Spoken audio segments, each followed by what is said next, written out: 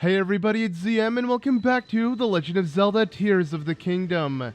In this one, we're going to check out the Geoglyphs that happen to be all throughout Hyrule. And the first one we want to check out is near the New Seren stable, as Impa happens to be there investigating this exact Geoglyph. So we're going to go ahead and see what she's up to and see if we can help her out, as we haven't seen her since Breath of the Wild. And yeah, surprisingly, she's still alive.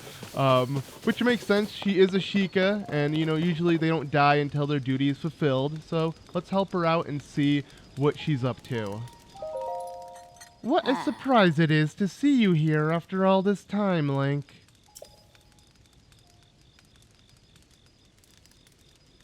I heard you had gone missing. It is certainly a relief to see you back and in one piece, more or less.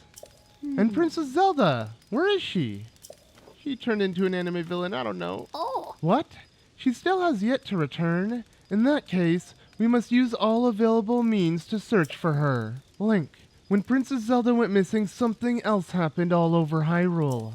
During the upheaval, huge pictures appeared out of nowhere, images that sprawled across fields and hills. Oh. We are calling them Geoglyphs. I understand they have been found in locations across the kingdom. Kato and I are traveling from region to region in hopes of seeing them all. Yeah. I noticed this geoglyph from a distance while I was standing on high ground. Examining it up close, I could not make out what it depicted. I thought I might have a better view from up in the sky. I took to the air and the balloon Purah gave me, but then, alas. The wind struck and completely sheared the balloon off the base. I have racked my brain for ways to reattach the two parts, to no avail. And so the quest with Impa and the Geoglyphs begins. And this is the main quest, as it will literally tell us crucial parts of the game story. And we also unlocked the, artwork of Impa. I don't know why though, but with both anime and games like this, the older characters always don't fit the same art style. They almost look like real people compared to the cartoony look the other characters have. And I don't know why that's the case. But yeah, all we need to do is attach the balloon for her, and we're done. So let's go ahead and speak to her and see what's up. Oh, you fixed my balloon, and thank you, Link. Will you come with me to look at the Geoglyph then? And of course we should to continue on with this quest, so sure. Time to head out then. I nearly forgot. Would you mind doing one final thing for me? Okay, what's that? Light a fire there and the balloon will start to float. Then we can be on our way. Alright, that will be no problem, as we even have a torch and a light right next to us if you don't have the fire to do so. But I'm just going to light my axe and do this. And there we go. Now we're going to take flight to take a closer look, or rather a further look at this geoglyph and try to understand it. Too high up, I feel faint. But finally we can see it, the geoglyph. Well done, Link. You know, I heard something in the village's old literature, a passage about what the ancients called dragon's tears. Where the tear rests upon the earth, we mark down the images to which they gave birth. I believe this geoglyph is one such image, but even from this vantage, its meaning is no clearer to me. Nor can I figure out what dragon's tears might be. But you know, if the literature is correct, one of them should be quite close, near the geoglyph, or even within its borders. Would you look around? This could be the clue we need to discover Princess Zelda's whereabouts. If you would like to examine the geoglyph from ground level, you can float down with a paraglider. No need to worry about me. I can manage a simple landing. Alright, so let's do that. So this is how we're going to figure out how to solve these geoglyphs all throughout Hyrule. All you want to do is look closely for the tiers that are on it, and you may notice that, yes, one of the tiers are filled in. Actually, you can literally see through it almost. I don't know if the game wants it to be that obvious, but yeah, all we're looking for is the one tier that's filled in on each of these geoglyphs, and then we're going to want to go examine it. Because if you can look around, yeah, there are no more tiers that are filled in. There will only be one per geoglyph. So let's go ahead and make our way to that tier. As you can see, that this obviously is a depiction of Rauru, the person who lended us the arm, you know, the source of the right arm, as the game likes to imply. But we're going to figure out a lot more about him, obviously, with this being a drawing of him. So let's go ahead and, well, discover our first Dragon's tier. Here we go. And yes, believe it or not, Link is going to use Recall to literally recall the Dragon's tier back up, and then he'll be able to receive a vision. This is very similar to Breath of the Wild's memories, and we're literally going to get memories of the past.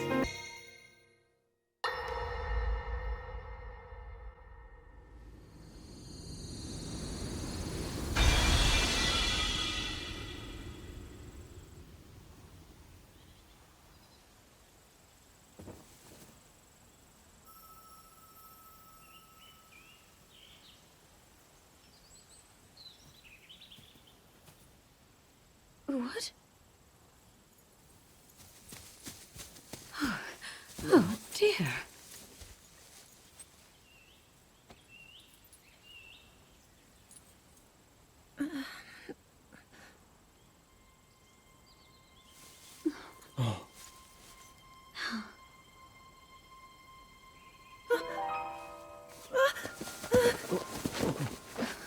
Where am I?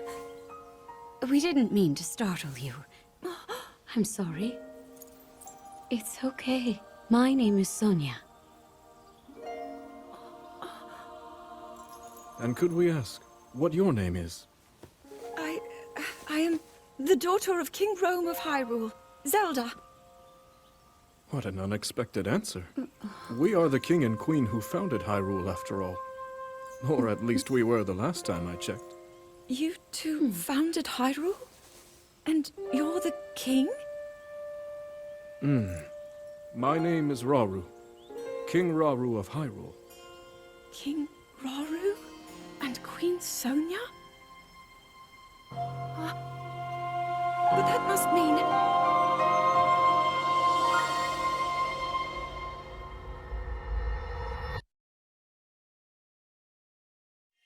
Yeah, a lot of context from that first memory. It has told us where Zelda is, she's literally in the past, and we now know who Rauru really is, the first king of Hyrule. As Purah mentioned, she thought it was one and the same, and she was right.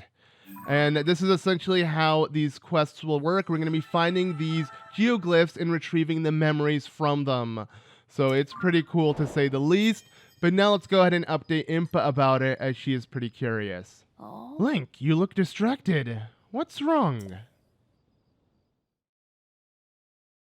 Zelda went from the present to the past, and the past is the present, so kiss my ass. Oh. Goodness, you say you had a vision, saw mysterious figures, and then Princess Zelda. The geoglyphs, the literature, the dragon's tears, and now a vision of the lost princess. What if these are all connected? Let us continue to examine the geoglyphs. They may contain further clues that lead to the princess.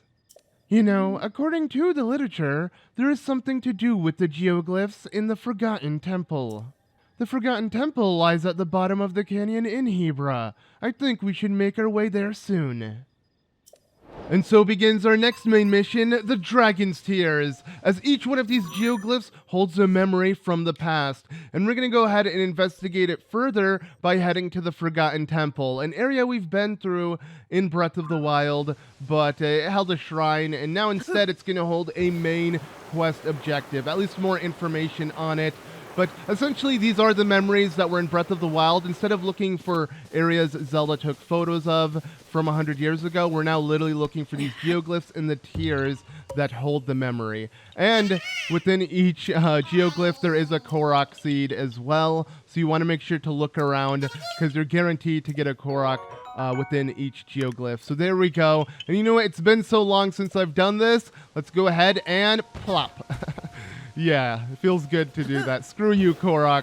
But yeah, now what we want to do is pretty much just make our way straight to the Forgotten Temple and figure out a little bit more about this. as we're going to piece together what has happened to Zelda. We now know that she's in the past. She isn't in this time. So the Zelda that we've seen isn't actually the Zelda that we know. And that makes sense with how weird she is acting. So, yeah, let's go ahead and make our way to the New Serene stable. New Serene stable? I feel like it's Serene because it's double N. I don't know. I'm not entirely sure what Nintendo went with the naming of this stable, but regardless, we're going to go ahead and get our pony point because it is a new stable, and the original Serene stable, yeah, was a bit further from this area. It's kind of cool how they made it much closer, but regardless, all we're here to do is pick up Epona, and we're just going to head straight to the Forgotten Temple, because, again, yeah, I just want to kind of continue this quest, and then we'll be doing a bunch of other things. I'm going to make sure to get these memories in order, as that was a problem within Breath of the Wild.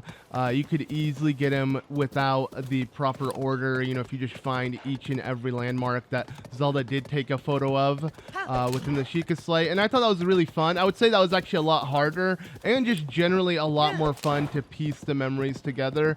This, obviously, they made the game a lot easier in terms of finding the memories, because as long as they're in the sky, you're going to spot them, and all you're really looking for is the tier that's, you know, filled in, not like the other ones that are not. So, yeah, super simple. But speaking of simple, here is another one of these Hudson sign quests that we have to do here, and it is actually really simple. All I want to do is just place this yeah, piece of wood like that, and it should actually hold it up, because believe it or not, even if the sign is slightly tilted, it will still be fine. It won't fall, and as long as it doesn't fall, he'll be happy. So as you can see, yeah, it's not standing up tall, but it's standing a little crooked, and that will do. As long as the president is standing, he is happy. So we can go ahead and continue on, let him build it. Yeah, he is all throughout Hyrule, kind of similar to the Koroks, but at least, again, this takes seconds to do. And he gives us rewards immediately instead of just Korok seeds. Don't worry, I'm going to spend a good amount of time collecting Korok seeds, but that is after we get far enough within the game that it won't take away from, you know, the main objective in doing things. So, yeah, anyways, thank you for that. And while he's off, so are we. Let's just continue down this pathway with Epona and reach the Forgotten Temple. We should come across a shrine along the way, so don't worry.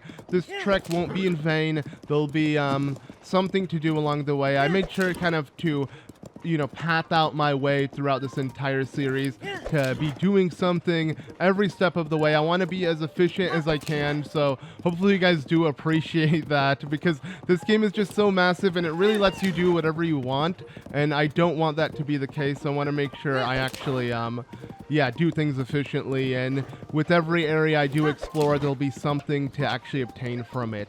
So, yeah, this is where the Serene stable used to be. It used to be up the hill towards the right from here, but let me actually focus on this woman here. She has a lot of toys in her carriage, and she's trying to take it to a school, because, yes, there is a school that has been built within this game since Breath of the Wild's time, and I can't wait to show that off, but that's kind of aside the point. But yeah, she holds a mini game. If you startle her, all the toys will fly out of her carriage, and you'll have to retrieve them with Ultra Hand. It's not the best mission, to be honest, but whatever, it will do if you want a mini game, I guess, but I'm not here to waste time on a mini game, of course. We'll have a video all about the mini games throughout you know, this game. But for now, let's go ahead and do the shrine. I mean, these shrines are kind of like mini games as well, right? Little puzzles in between, but these will actually get us stronger. So yeah, we're gonna do them. All right, let's see what kind of puzzle awaits for us here. Now, usually, if you just read the title, you could tell exactly what to do. This one is actually way too obvious. Fire and ice. We see the ice, we see the fire, we know what to do. But in general, if you are struggling throughout a shrine and you kind of don't know where to begin, you should at least read the title of the shrine, and that will help you out big time, as usually it kind of gives you a general premise of what you're supposed to do. So with this, we take the fire into the ice, or rather the ice into the fire, shrink it, and use it to press on that platform, because the ice was too big to do it on its own. It wouldn't have fit. We had to melt it just a little bit. And speaking of melting ice, this ice here, we don't want it to melt. So we're going to go ahead and block it like so. and then quickly pick up the ice. Somehow there's a little fire leaking throughout that. I didn't block it all the way, but there we go. Now, with this block of ice, we want to take this and actually use it as a hat for the ice. So yeah, you know what? You're looking like you're missing a little something. There you go. You look a lot better. Not really. Essentially, the way this is going to work is we're going to, use it to bring down the ice all the way down like so. And what we want to do now is where the fire is actually being shot from over there happens to be a switch. But obviously, if you place ice on top of the switch, it will melt from the fire. So with this new umbrella of sorts, it will stop the rain of fire from coming down on it, and just like that, it will press in the switch, which will open up the door to complete the shrine. Yeah, very simple, very easy.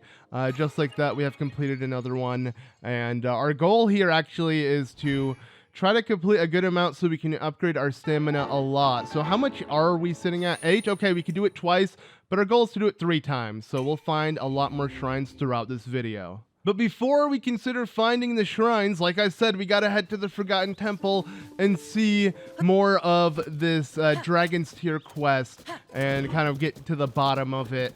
As, it's gonna be the new way of obtaining memories, and obviously with us trying to figure out what happened to Princess Zelda, we're gonna figure out through these memories, as clearly they seem to be the memories of Princess Zelda. So, yeah, still really, really interesting how we have the King of Hyrule's, arm on us. Like, Rauru was the first King of Hyrule, but it's also weird that the first King of Hyrule wasn't Hylian.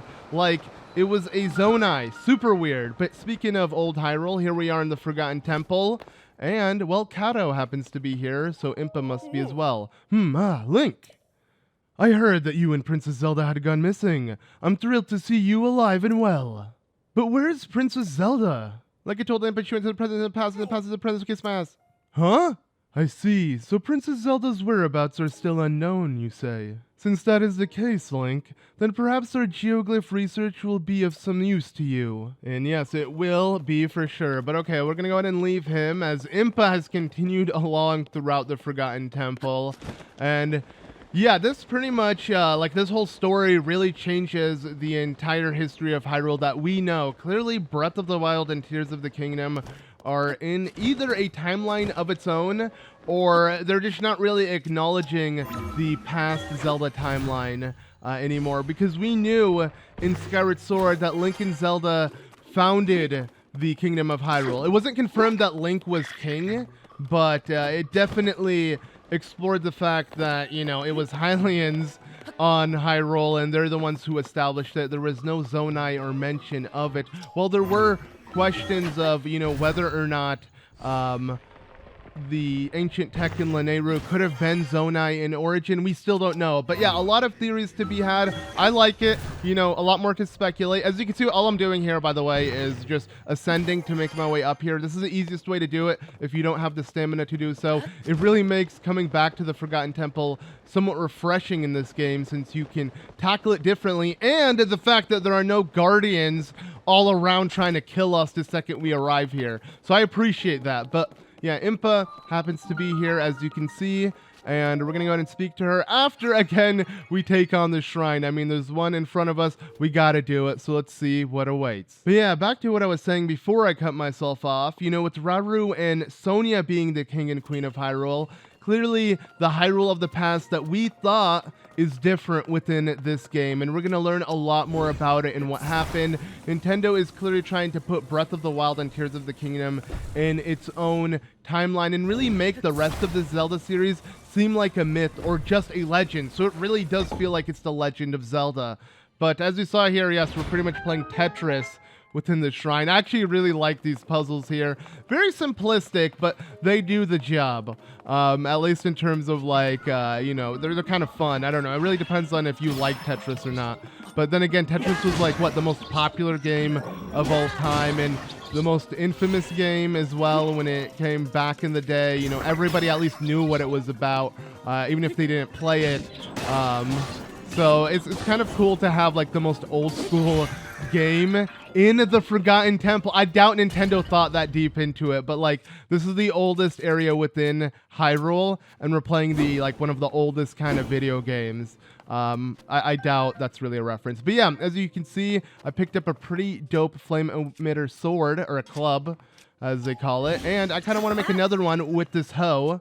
And, you know, the farming hoe. And we can make another one because, yes, in shrines, if you have Zonai devices that you can pick up, they will constantly respawn because the game wants to kind of introduce them to you or let them use it as puzzles. So you can pretty much stock up on Zonai supplies depending on the shrine if it offers it. So I highly recommend keeping that in mind if you don't want to, you know, use all your capsules and whatnot. But okay, with this Tetris-like puzzle, all we have to do, and really the most complicated part is this part. You want to place in this block here, and yeah, the goal is just to kind of, there you go, figure out which way. So this is the way you want to place it, and the rest should be pretty obvious without much thought in between, because yeah, these blocks look pretty obvious in how we're going to place them. We want to place this one upside down like so. And then we don't really have to do anything till the last one. It's ready to go to finish up the shrine. But yeah, I don't know why I enjoyed this Tetris-like puzzle so much. Super simplistic, but I don't know. I kind of wish there were more shrines like this, or they just got more and more complex. But that's it for this one. So we're done. Let's go ahead and now obtain our next Light of Blessing. And now, actually, I just realized, when we look at what's at the end of this, yep, as you can see, this is Rauru and Sonia, the original kings and queen of Hyrule. King and queen of Hyrule. So, pretty interesting to notice now. Okay, now let's go ahead and speak to Impa and see what's up, as why are we even here to begin with? Well, let's figure out now. Oh, Link, thank you again for your help with the balloon. I believe there is something related to the geoglyphs somewhere within this temple. I am searching, but so far it has been in vain. The chambers here are enormous, so it will be a difficult task at the best. Where could it be? Yeah, Impa isn't the brightest, it seems, as what we're looking for is just right up ahead. As we can see, the goddess statue has fallen.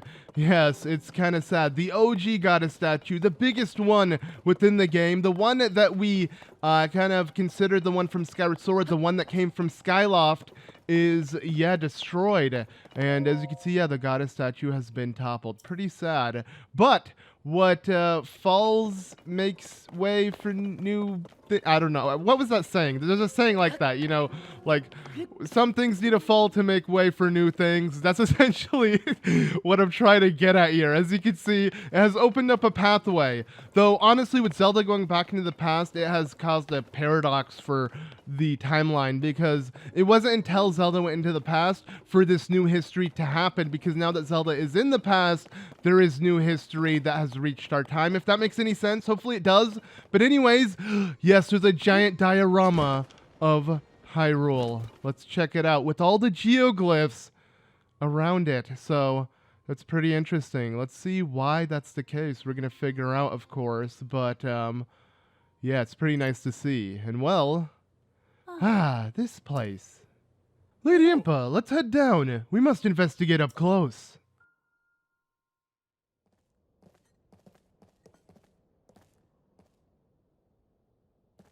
There, upon the walls. Are those not geoglyphs? What could this mean? I believe the one we saw first was a geoglyph on the left edge of the wall. As for the next painting, according to the floor map, it is near Rito Village. It seems the locations of the other geoglyphs from the wall are marked on the floor map as well. I can hardly believe what my eyes behold. Who would have guessed this old ruin still held such secrets? It is said that the geoglyphs appeared all over Hyrule during the upheaval when Princess Zelda went missing. How are they connected to these images here? There is no time to dawdle. Let's hurry and investigate the remaining geoglyphs. Oh, Lady Impa, perhaps you should rest a bit before such a tiring journey. Link, if you happen to see a geoglyph during your travel, I urge you to investigate this matter as well. If more strange visions are waiting at the other geoglyphs, just like the one you already experienced, well, perhaps they will provide clues that could lead us to Princess Zelda. Alright, and that's exactly what we're gonna do. As you can see, thanks to this diorama, we can figure out the exact order in which these tiers are actually laid out in, and we're gonna follow them in that order. But for now, we're actually gonna make our way to spot the next geoglyph. As Impa said, it is near Rito Village. So let's go ahead and check out where it lies and continue from there. So the reason why I made my way to Lindor's Brow Skyview Tower is because this is the quickest way to reach them. Obviously, we want to see the geoglyphs up high in the sky to get a better look at them, but in general, it's also much easier to travel, especially if we're trying to get past that giant gap between Ridgeland and Hebra. But yeah, we're going to put that off for now. I know the geoglyph is there, but believe it or not, we don't have the stamina to glide all the way there in one go. We're going to either have to make stamina replenishing food or upgrade our stamina wheel a little bit. And we're going to be doing just that, as we're already sitting on well over 8 Light of Blessings. I believe we're now on 9. So we're going to go ahead and try to hit 12 so we can upgrade our stamina wheel 3 times. And luckily, there happens to be an island up here that we can reach with our current stamina meter from the Skyview Tower. So let's go ahead and check it out, as yes, it will lead us to a shrine, as we can see by the Ouroboros right here. So let's go ahead and interact with it. And all that's going to happen is... Link is looking around. Yes, a little puzzle of sorts. Not really. It's kind of like a fun platforming section. This reminds me a lot of Skyward Sword, and we had something similar to this in the Champion Trials throughout Breath of the Wild's DLC. But this is Courage Island. Essentially, it's asking you, do you have the courage to jump down below and do this little mission? Yes, I am getting Skyward Sword vibes from this, and I love it. So all we need to do is just dive through these Zonai green and blue circles. Yeah, essentially we will complete it, and that will actually give us a shrine to then do, which is pretty nice. It pretty much leads us to an island that's way far below, but still this island is in the sky. It's just kind of crazy how high up we are. And yeah, the depth of this game is absolutely insane. It's going to take a while for me to get used to this. Like, not only is Hyrule so massive, but there's just so much up above and down below. Yeah, it's just ridiculous. But yeah, essentially what we did here is we got the shrine to appear. And even though this was really easy, you would think it's a blessing shrine, but nah. Since it was super easy, there is a actual thing we have to do within this shrine. It won't give us a reward immediately. It wouldn't be a Rauru's blessing. And now Rauru's blessing makes a lot of sense because he was the first king of Hyrule. It's really cool that Link has kind of tagged up with the King of Hyrule once again. Similar to in the Wind Waker, he was a boat. But now we're with the first King of Hyrule, and we have his hand. Sadly, he doesn't speak to us. Yeah, the game is missing the companions that Zelda has had, that would actually speak to Link and tell him what to do. But luckily, this game isn't nearly as lonely and barren as Breath of the Wild was. There's at least a lot we can do, and there's a lot of people we can find all throughout its land. But yeah, let's go ahead and use this Gacha Zonai machine to get ourselves some Zonai device capsules. For the future, we got a lot of time bombs. These will be helpful if we don't have the flower bombs on us. But now we can go ahead and take on the shrine. While it isn't a blessing shrine, it is still a really easy shrine. It's actually going to be a tutorial of sorts. And there are a lot of tutorials throughout this game with the shrines, more than Breath of the Wild, but it makes sense as the game is preparing you for the adventure ahead. And what I meant by this being a very simple shrine to take on is because it is a tutorial, it being the combat training archery. And I actually don't have enough arrows to do this smoothly, so let's go ahead and pick up some, but before I was even able to grab one, it forced me into this. So yeah, we have to take on this construct soldier, which is essentially like the little guardians that we would take on, as it's doing the exact same thing it did in Breath of the Wild, telling us to prepare telling us exactly what to do, as all of our attacks are insufficient except the one it's asking for us to do. This being the slow-mo bow strike that I really like, you know, how you could kind of slow down time in air and attack with the bow. Probably one of the best attacks. But yeah, let me grab the arrows now before that, and then let's do it. So let's go ahead and jump and hit him right in the eyes. You know, there's 3 eyes, so only the center eye is considered the head. If you hit the top eye, it will actually not be a headshot, but it doesn't matter how we hit them. We just have to hit them as long as we're in the whole witch time, the slow time event. I don't know. For some reason, I can't help but think of like Bayonetta when I do this, because it does slow down time. But yeah, let's go ahead and hit all of them like so. Nice. We got another one, and boom, we are done. And while I did have enough, I had 4 arrows, I believe, in total to do this. When you're on your last arrow and you shoot it, you won't be in this quick time slowdown when you actually do shoot it and you're out of arrows. Link will immediately fall down, so that's why you want to make sure you have 1 arrow still in your inventory to keep the slow-mo effect going, if that makes any sense. Now let me drop all my wooden bows, because there are construct bows. They only do 1 damage more, but they look so much cooler.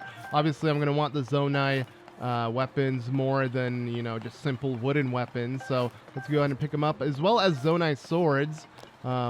I don't know how many more I can carry, but okay, well, literally I can't carry any more. But luckily, I could drop a, you know, sword and then merge it with a Zonai sword, because the Zonai swords are really good to be fused with other weapons, just like that, and they kind of work as a handle for them, which is really cool. I could kind of do that with this one as well, kind of useless.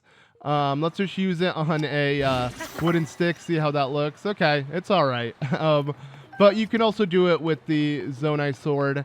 It really depends on how you want to do it. For me, though, I'm just going to use the soldier sword for now. But it is cool how, let's say, if you have too many bows, speaking of which, once again, we do.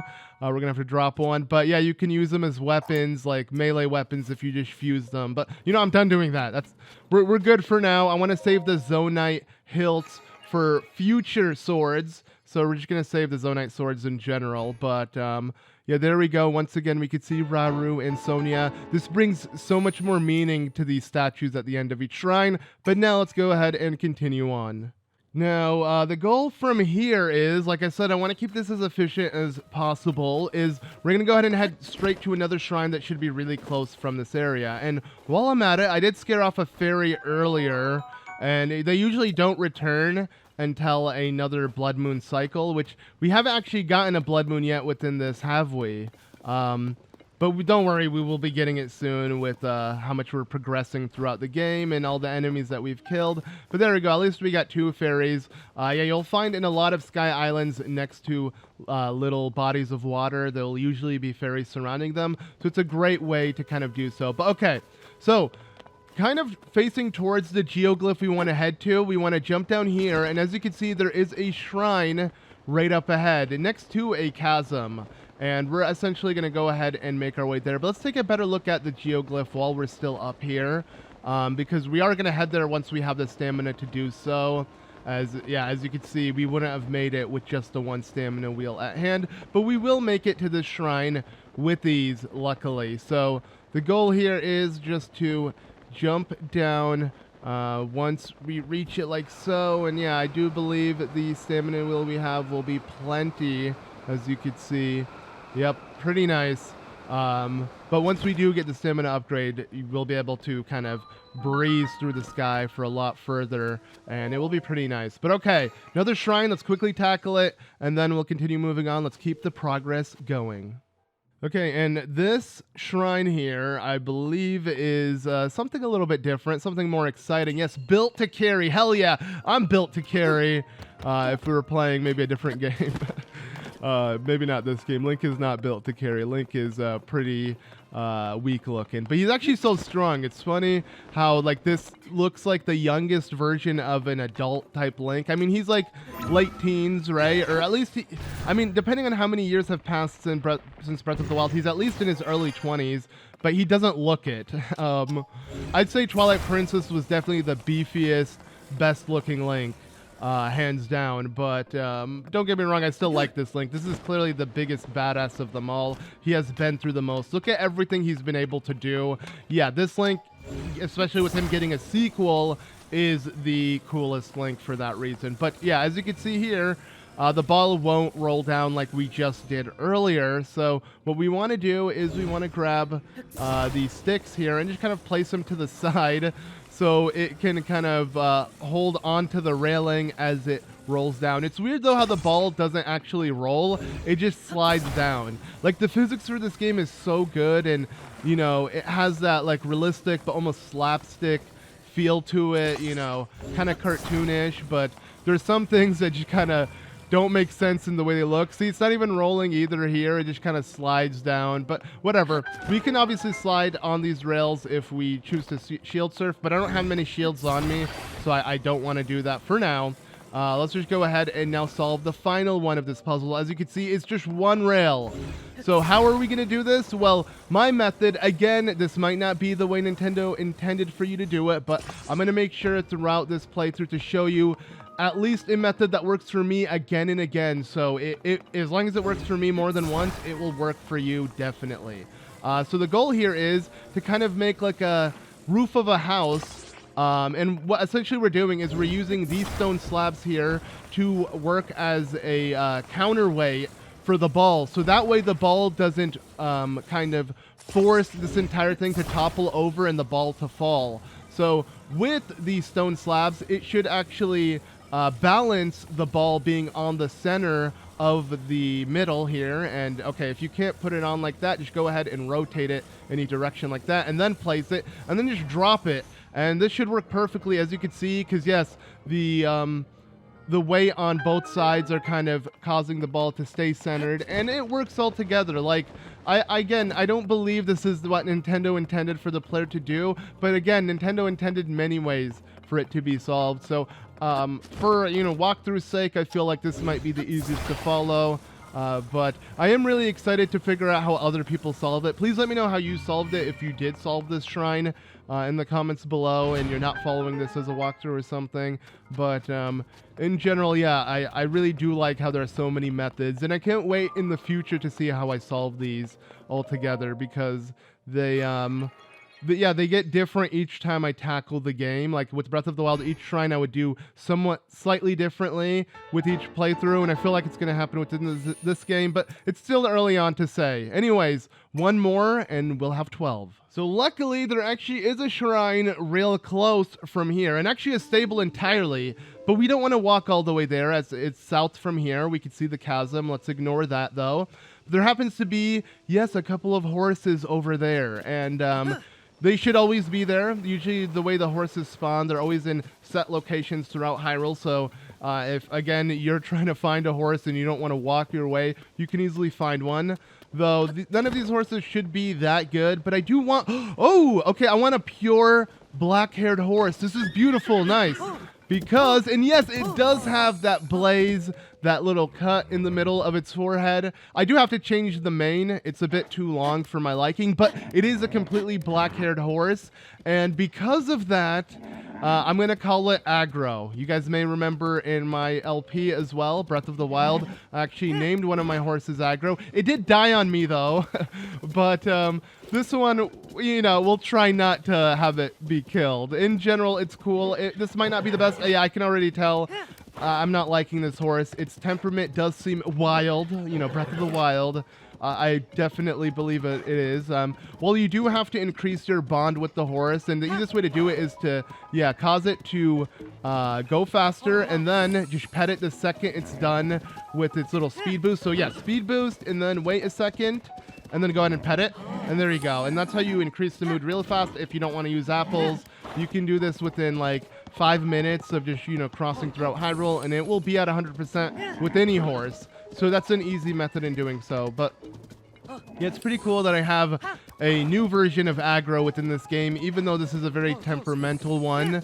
Though, for those wondering why I'm calling it aggro, outside of it being aggressive, actually, I just realized that the name fits perfectly for that reason as well. But no, it's because of Shadow of the Colossus, one of my favorite games of all time. I've actually Let's Played it. I highly suggest you check it out if you want to see an early 2000s Breath of the Wild that was remastered. What I mean by that is it was probably the biggest map in game that gave you so much exploration and freedom, and it really needs more recognition. It's a shame it doesn't get any, even with the remake, and that's because people consider the game really hard, because it's really just a kind of like you do boss after boss. There's really no exploration. Luckily, with the remaster, there is some stuff to collect, like Korok seeds. Instead, they're known as gold coins. But that's all besides the point. Let's just go ahead and name aggro. I don't know, I'm giving a Shadow of the Colossus history lesson here. But again, if you're looking for a vast world to explore with a protagonist like Link, silent, cool protagonist with a sword, and a horse to be on, you know, to go throughout the whole game horseback in a fantasy setting, trust me, Shadow of the Colossus is the game. I don't care if I'm, you know, over-emphasizing my point here. I feel like I have to say it. And plus, we're just naming our horse. So, yeah, let's go ahead and not actually take the horse. I want to board it because I'm done with, you know, using it here. There's really no point.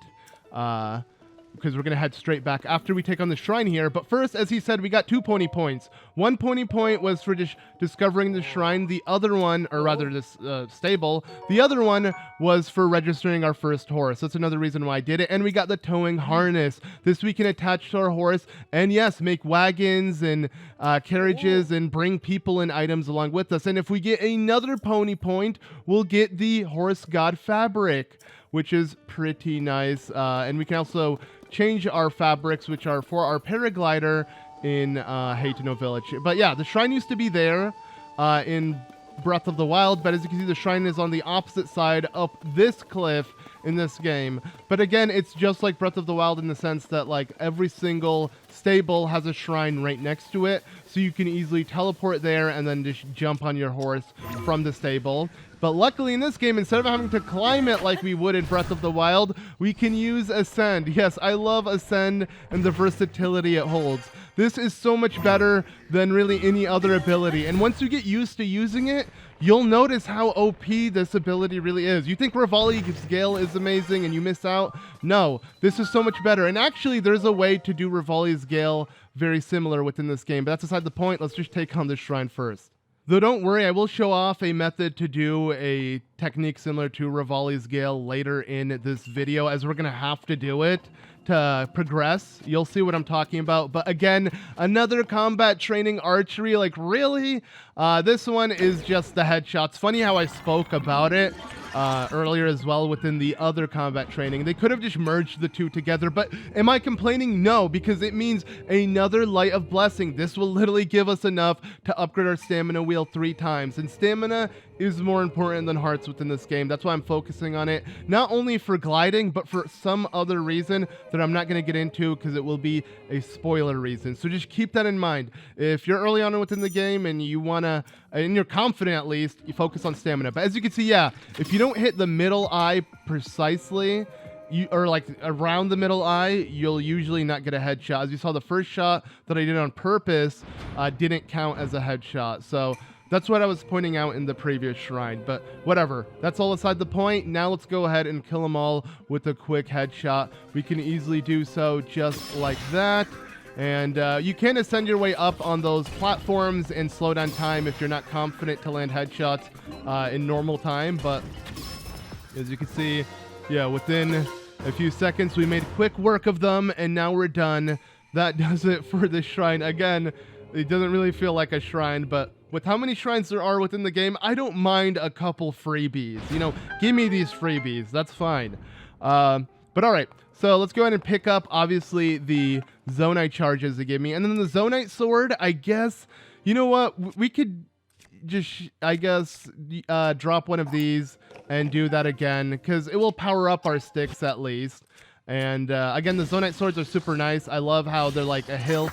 If you use them on their own, they do a lot less damage, but they do have that cool hologram type thing that comes out similar to Breath of the Wild's Guardian weapons. But still, I'd rather fuse them. It's a main mechanic within this game that we should do. Now, I don't care. Let's just show off how this looks. It will still give us more damage. I mean, as you can see, yeah, it went +4, and then since it's a Zonai and Zonai fusion, it does an additional damage buff. So yeah, fusing Zonai weapons together already increases the damage, let alone just fusing them, which increases the base damage. So not bad. Also a strong construct bow. I do want that. That will be our second one from these chests.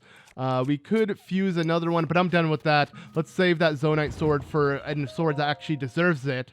But yeah, there we go. We have now completed this shrine, which gives us the 12. And from here, we're just going to head straight back to Lookout Landing because I want to now upgrade my stamina and yeah, make use of the additional flight I'll have. So let's do this. So while there is a couple things we can do while we're around here, we can always teleport back here. So like I said, to Lookout Landing we go, and let's go ahead and speak to the goddess statue and make some upgrades. Let's do this. Now you may notice something, and that is that yes, Hetsu, as you can see from far away, is here. He essentially made his way here, and he'll be staying here to upgrade your Korok seeds if you so desire. I'm not going to do that yet. Let's just jump down into the emergency shelter and mess with this goddess statue as we need to pray and get ourselves the stamina upgrades. Like I said, I need to focus on stamina within this, at least early on within our playthrough. One, because I'm confident in general that I don't need that many hearts. But on top of it, it's going to play a really important factor, not just from exploring the sky and needing the stamina to do so, but also a really big key item that will benefit, you know, you having a lot of stamina on you. So yeah, just in general, focus on it. If you don't know what I'm talking about, just take my advice in that sense. Though luckily, let's say you got too many hearts or you want more stamina and you want to swap, very later on within the game, not very later on, and not too far from what we need to do, actually in this exact location, we'll be able to swap heart containers and stamina wheels and vice versa in the emergency shelter. But that is something we're going to be able to do a little bit later within the game. So I'm just going to put that off for now. At least we've done what we need to do. Now let's go ahead and ascend upwards from here. And actually, I'm on the corner. We'll actually make my way through the pole that's up here. Yeah, wow, we did. That's kind of cool. I'm all the way up here. That was actually pretty nice. But okay, let's go ahead and now make our way back to Skyview Tower. And I'm going to ignore Hetsu. Like I said, there's really no point to interact with him with how little Korok seeds we have at the moment. But he'll be there for future use as... yeah, once we do get a lot of Korok seeds, we'll do that. But okay, as you can see, there's a shrine nearby. I want to make my way to that shrine real quick while we're here, and then we'll teleport to the Lindor's Brow Skyview Tower to do that. But actually, from here, we can see the geoglyph we want to make our way to. As you can see, it's so far away. We can see multiple geoglyphs, 3 from this angle. But as you can see, this one looks like a chest or a temple. One or the other. But yeah, essentially, as you saw from there, the one tier that wasn't not filled in and that was filled in was in the center. It was in the perfect location that you'd imagine for the special tier to be in. So we're gonna make our way there once we actually get to this shrine, and then we teleport like I just mentioned. But yeah, as you can see, in general, scouting the geoglyphs are really easy to do from this high up, and as you saw from just the center of Hyrule, we were able to see 3 of the geoglyphs just by looking in one direction. So it really shows that, yeah, it's so much easier to do these memories within this game compared to Breath of the Wild, where you had to really look for the exact spot and stand in the exact location Zelda took that photo 100 years ago. So, I don't know, I did prefer Breath of the Wild's method, but I like how they incorporated this method to be like, well, it's a sky way of doing it throughout the landmarks. So, still genius from Nintendo, to say the least. But anyways, let's go ahead and take on the shrine real quick. So, with this one, since it is very close to Lookout Landing, I'm expecting it to be a breeze. And yes, it is a windy device, something that we already figured out over in the Great Sky Island, as we pretty much use these fans to not just propel our way across the lake, but yeah, you can use them also like this as a gust of wind to blow you up. This is kind of like a weaker version of Revali's Gale, but like I said, later, much later in this video, I'll be showing you how to actually do Revali's Gale the natural way. And once you figure that out, you'll not miss that ability whatsoever, especially again with Ascend. That makes climbing so much easier. You just literally phase through walls. To me, that's so OP. But yeah, we've done this on the Great Sky Island. All you need to do is just make yourself a makeshift raft, use the fan, you're done, you're good to go. Now let's go ahead and put the wind devices underneath this platform here. We're going to need two because as you can tell already by the platform we're going to be standing on, it's a bit heavy, and then with Link's weight on top of it, yeah, it will need both of them. And what is cool about being in shrines is these Zonai devices don't consume your battery, so they can stay on forever.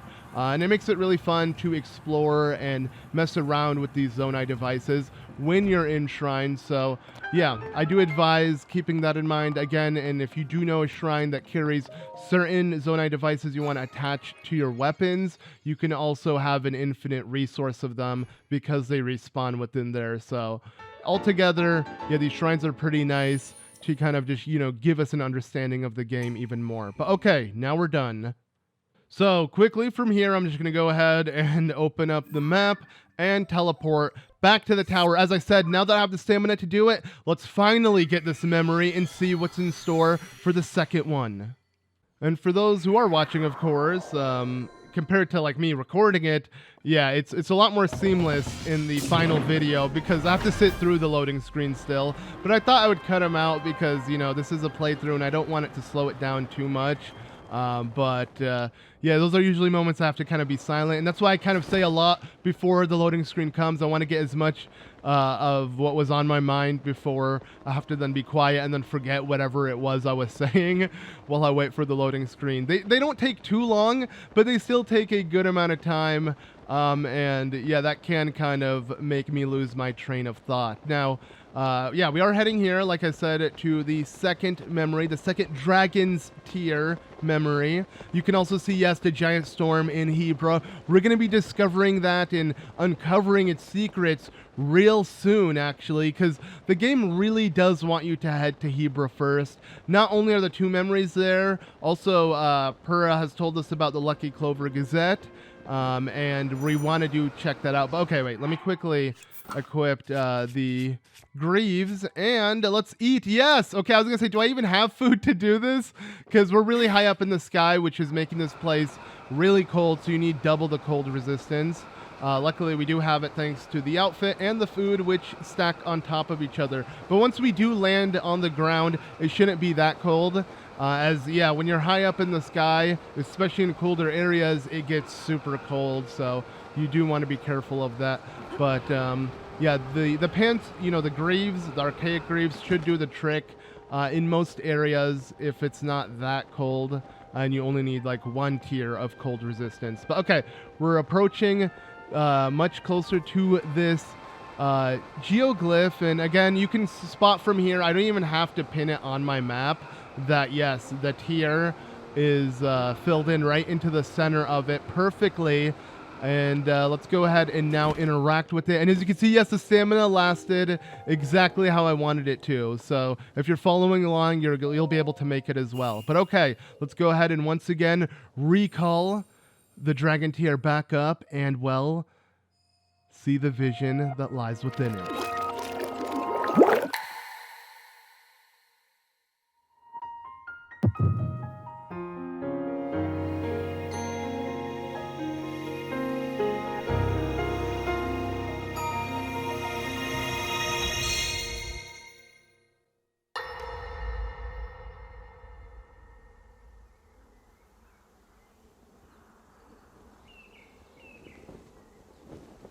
As I thought. This is not the world I know. A time so far back in the past, it's become legend. So it's true. This is really the era of Hyrule's founding? Your presence here is just as strange to us, Zelda.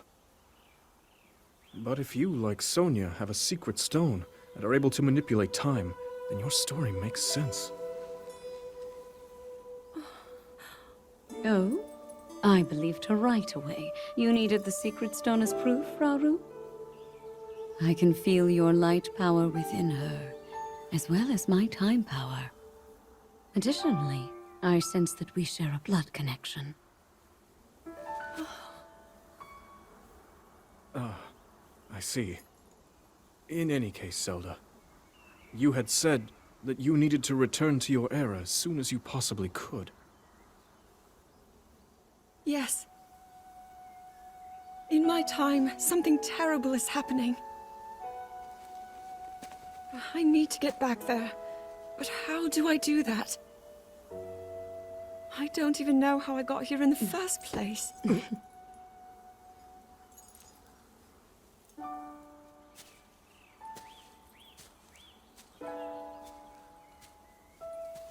Now, Zelda dear, you don't need to solve your problems all at once. Why not come back with us to the castle, No, We'll tell everyone that you're a distant relative of ours. It is true, after all. We'll get you fresh clothes, too. I'm sure an answer will come to you. Wisdom takes time. I don't know what to say. I wonder. Minoru, she may have some idea of how to get you back to your era. Minoru, you said? Yes. She knows far more than anyone about our people. And like us, my older sister has a secret stone. We'll call on her.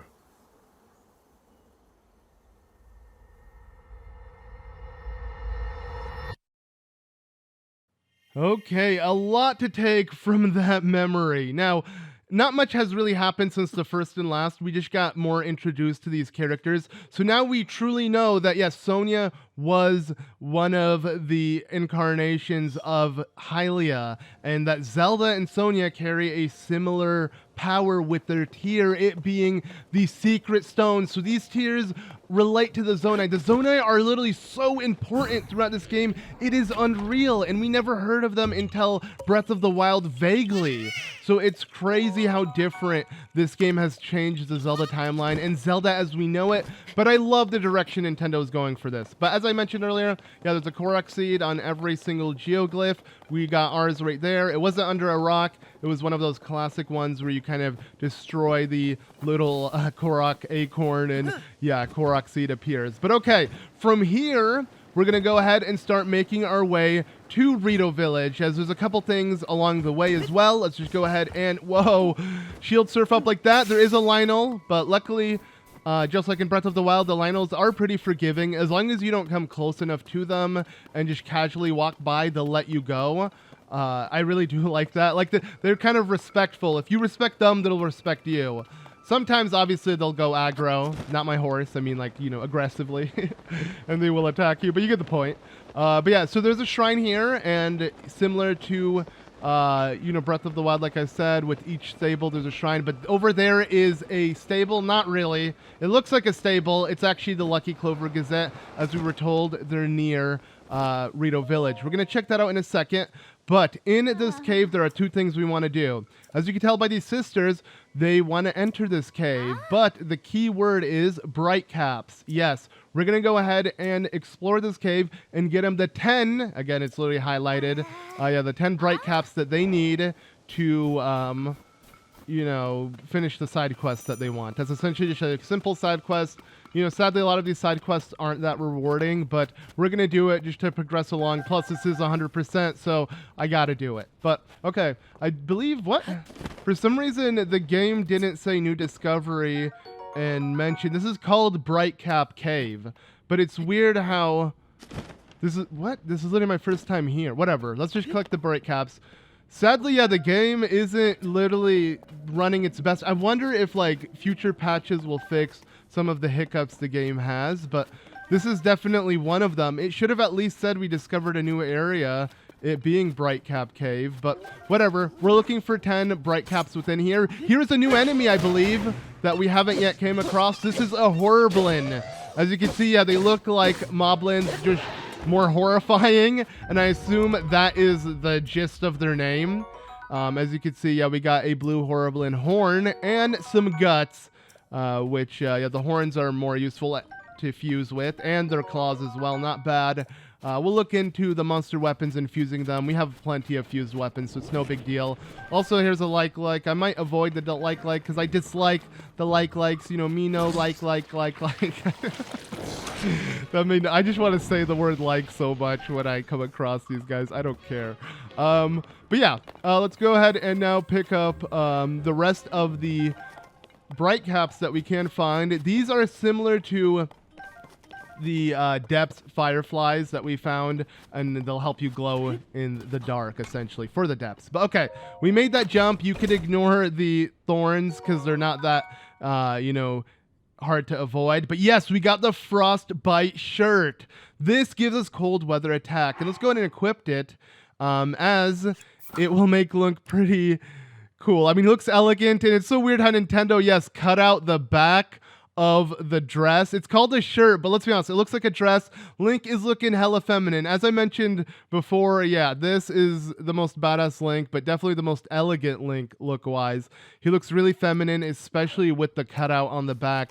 I can't help but think of like a really fancy dress that he's wearing. And with the long hair, I mean, yeah, it really does kind of complete the look there. So we got this, you know, new shirt. It will give us cold weather attack. I'm actually going to show off what it does. Let me just head outside of the cave now that we're done with it.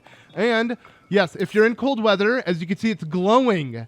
And what it does is gives you ice power when attacking. It can literally freeze your enemies with the end of your attack or a spin attack, as you just saw. Super cool, and I love how it glows. And there's a full set to it. We're going to be getting that later on, as it's a bit further from this cave. But don't worry, obviously we're collecting everything this game has to offer, and we're going to be getting that within the next video, the rest of the set. But for now, let's go ahead and quickly take on the shrine, as this will give us access to the Lucky Clover Gazette. I could use the flame emitter shield, but as you can see, yeah, I'm going back to my Breath of the Wild roots and doing the shield surf jump. But obviously, just light the thorns on fire. But as you can see, they're not hazardous to me. I'm able to jump over them, so that works. But yeah, anyways, as I was saying, it is pretty nice that, again, there's so many methods in how you solve things, and one of them is literally just doing that, avoiding the thorns by just jumping over them. But obviously, there's easier ways to do so. But okay, here are rockets, as the name implies, of the shrine. We're going to go ahead and launch some devices.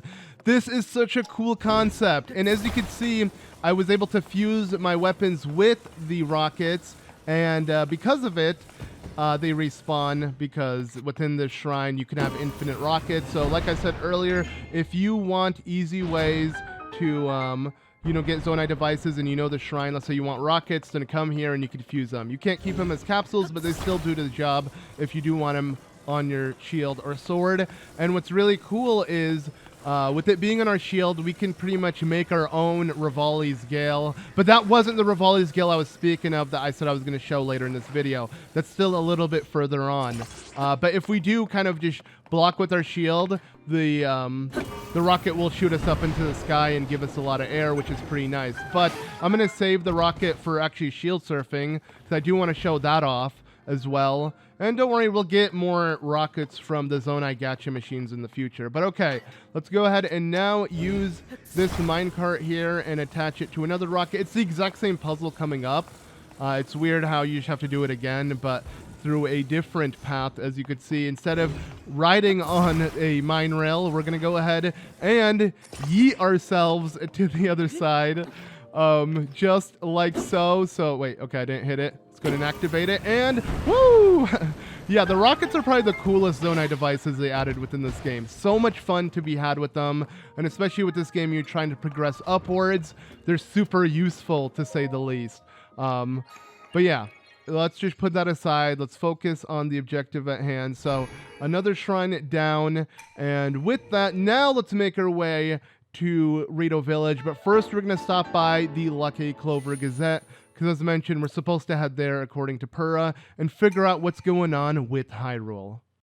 So as mentioned before, if we go ahead and block with our shield, we'll be able to launch ourselves up with the rocket, and that's how you activate it if it is attached to your shield. If it's attached to your weapon, it just gives it more damage, though you can launch it if you throw it, which is really cool. So yeah, the rockets are super fun. Like I said, probably one of my favorite Zonai devices added within this game. Now, before we reach the Lucky Clover Gazette, I do want to quickly not forget and give the sisters the Brightcaps, as that's originally why we entered the cave. Also for the Frostbite armor, let's be honest. I mean, Link is looking, yeah, pretty nice in it.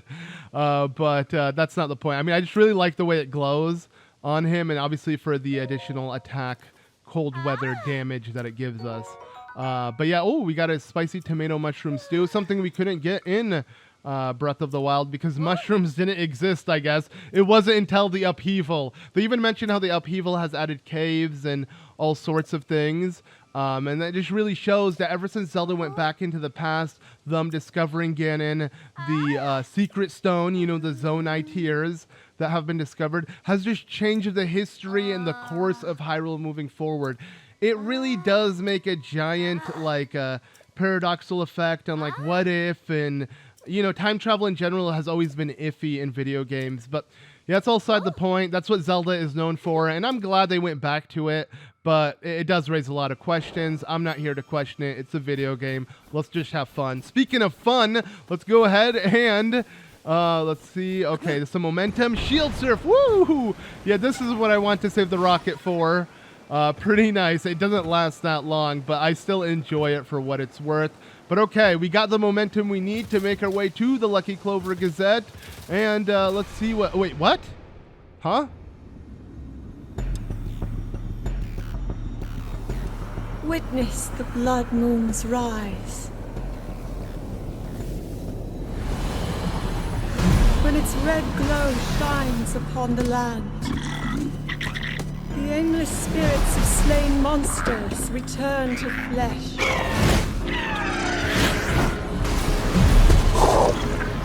Just as they did in a war long past. The world is threatened once again. Okay, that was super weird. It's freaking 2 p.m., yet there was a blood moon? Huh? Okay, yeah, so I guess just so much has happened, the game had to force a reset.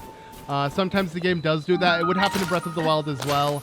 I was expecting at least our first blood moon to be at night and for us to see it to be epic, but whatever. Thanks, game, for ruining that experience for us. Whatever, though. Okay, so yeah, here we are in the Lucky Clover Gazette. Let's see what's up and see what's going on. Shush! Tracy, our editor here, is getting ready for our big Princess Zelda investigation. You're here about our newspaper, right? Then you could talk to me too. I'm next in charge. Oh, wait a minute. It's you. I gotta say, you did a good job getting out here to find us. It's quite a hike from Lookout Landing when you haven't got wings. But here you are. Was it easy to find the place? Some folks pass by without a second look. After all, it was a stable, until Tracy cheated the previous owner out of it. But you don't miss a thing, do you? Not bad at all. I assume you came for the job. You want to work for the newspaper, right? I'll vouch for you with Tracy. Just picture it, traveling the world as a reporter, shining light on the truth. We'll be partners out there. Hey, quiet! Don't you listen, Pen? I told you I was busy, but you keep bothering me. And another thing, I bought this place from the owner after we came to a fair, mutually beneficial agreement. Could you stop telling people I cheated him out of it? Sorry, Tracy, but there's a new applicant for a reporter job. I wanted you to know. New applicant? Hang on. You look like...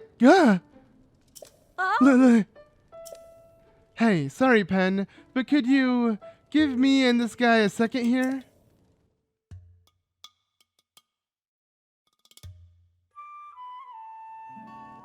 Alright, how about you give me the whole story, Link? I'm the editor of the Lucky Clover Gazette here, if you couldn't tell, so don't worry. I know everyone involved with this story. Purah asked us for help digging into what's happened to Princess Zelda. Now, tell me everything. What exactly brought you here? Well, Zelda went to the present of the past and the present of the future to kiss my ass. Interesting. So that's why she's asked you to investigate places seriously impacted by the upheaval. Well, coming here was a great call.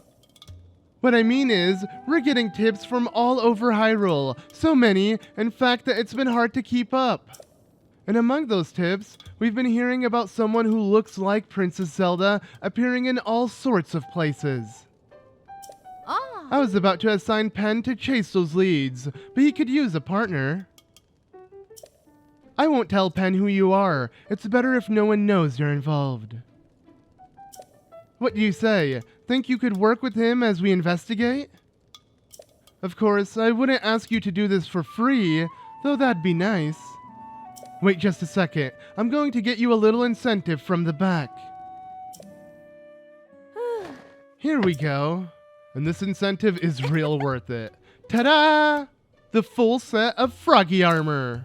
With it on, it's easy to cling to wet surfaces, no slipping. You work with Pen to chase down all these news stories, then I'll give you this armor, piece by piece, all yours. Wow! A pretty good deal there, Link. Anyway, that's my offer. Hey! Pen, you can come back in. Starting now, this guy's your partner. Well, if our editor here says you're in, then it looks like I had sized you up right. Tracy knows how to pick 'em. All right, you two. Here's what you're going to do. Visit every stable for leads. Pen, you'll head this all up. Stables bring in people, and people bring in details, and details are what we need. Now, get me some news. All right, so now we have a new objective at hand, and that is potential princess sightings. And what will it be for?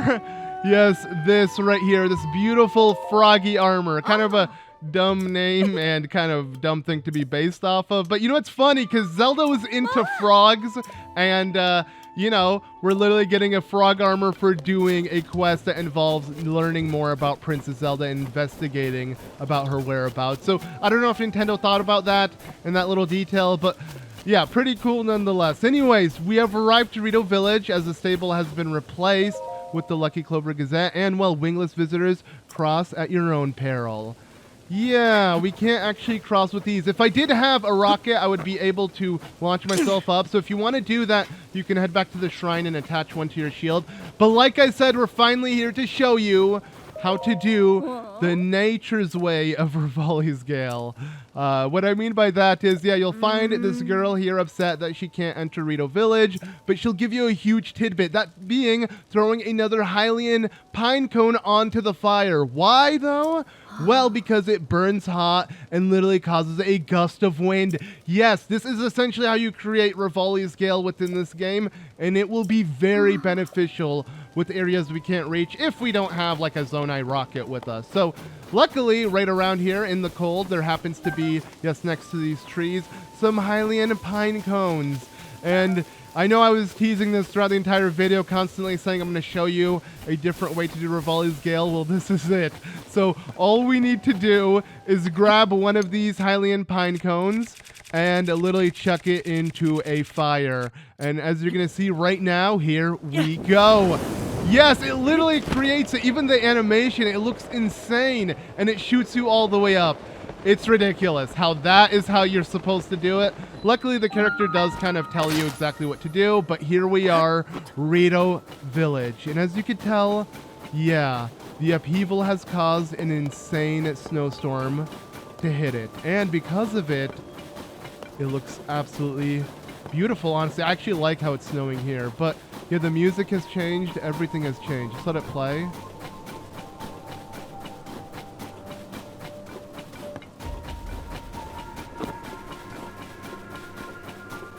Yeah, wow, it sounds so good. It's like this light, snowy kind of version of, I don't know how Snowy describes sound, but like this very kind of, you know, soft and just, you know, simple version of the Rito Village theme, or, you know, those who are fans of the Wind Waker, the Dragon Roost Island theme, as that is, you know, the land of the Rito in that game. So it's so nice to hear it. I actually love how it snowed in the Rito, and I'm gonna miss it as, yeah, we're trying to stop the snow from happening here.